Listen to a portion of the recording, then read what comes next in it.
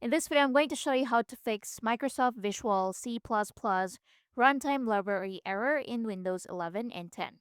So first, what you need to do is to go to Settings. So click on the search bar, go and look for Settings, open it. Next, what you need to do is go to Apps. Now in here, click on Installed Apps. And once you're in here, scroll down and look for Microsoft Visual C++.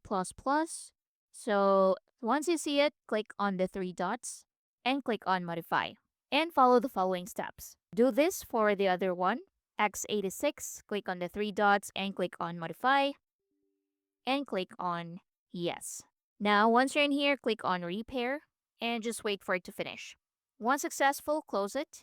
And that's for method 1. Now for method 2, click on the three dots. And so you need to uninstall these two, x64 and x86. So to do that, click on the three dots and click on uninstall and follow the following steps. So click on the three dots and click on uninstall. Now once uninstalled, you need to install them again. So go to Chrome or any browser.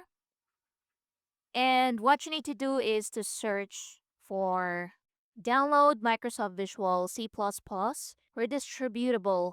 Click on enter and make sure you download the same one. So click on this one. Now once you're in here, you need to scroll down and install x86 and x64.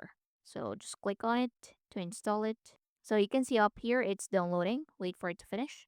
Once done, open it